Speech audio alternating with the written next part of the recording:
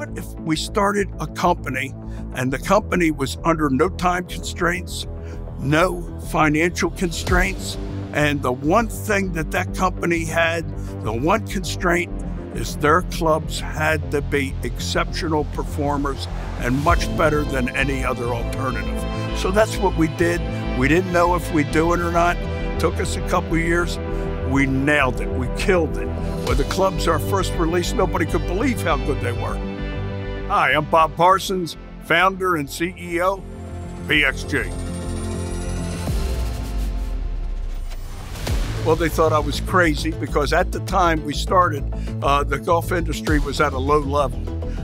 It had dropped. There was articles appearing in Forbes, what happened to all the golfers, this, that, and the other thing. And some people said, why would you get into an industry that is literally on its tail? And I thought about it, and I thought that's probably an excellent time to get in, because if you do something extraordinary, it's going to get noticed. Might not happen when it's booming. So that never stopped me in the past, didn't stop me this time.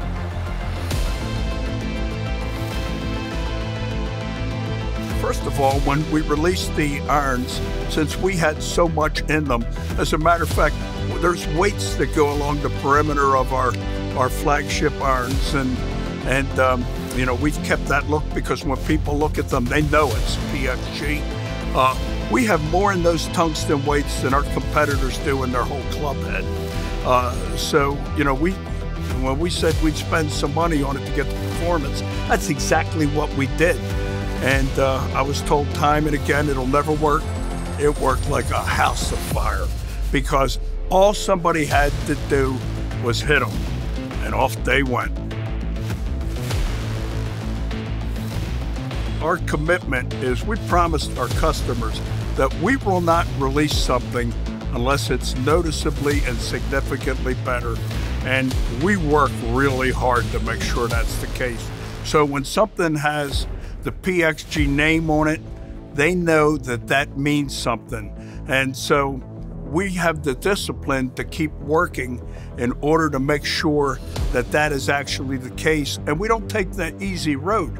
I mean, you know, there'll be times that our engineers are excellent golfers, but one of the benefits that we have is I'm a middle-of-the-road golfer. Now, our engineers, they can hit anything. They can hit anything. They probably play with hockey sticks and do pretty good.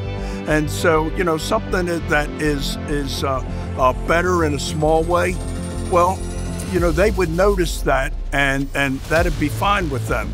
Me, I need things that are better in a big way. Developing our clubs, our equipment, our apparel, learning from it, doing a better job, doing a better job, doing a better job, and the sales will take care of themselves. Now, the other thing that we do is we realize it's important that you have enthusiasm on the staff. And we do that with our employees because our employees love not being part of something that is just standard, you know, where they got to meet certain goals and that. What they do is they try to become better and better and better and better, and that translates to the customers. So a customer calls and they talk to an employee who has a lot of enthusiasm. Now, what do we know about enthusiasm? It's contagious. And the customers love that too. And especially when they get their products, they get that big black box and they hit those clubs, you know what? Then we got another salesperson. Well, first of all, the Marine Corps raised me. I mean, I became a man in the Marine Corps, and the guy that came out of the Marine Corps was very different than the guy that went in. The guy that went in was a knucklehead and wasn't a good student, and you know, typical clueless teenager.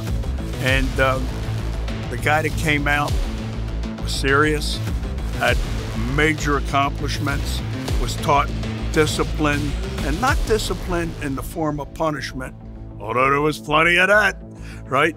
It was discipline in the sense of if you have a difficult job to do, you don't have to like it, but you need to have the backbone to see it through. And the Marine Corps taught me that. They taught me of the importance of commitments and the responsibility to honor those commitments. So when you tell somebody, especially in a wartime situation, on your right and left, that you're going to do something, you got to do it. Or if they need you to do it, you got to do it. You're part of the effort. And they taught me that I could do more than I ever dreamed I could do. And they taught me that I had a right to be proud.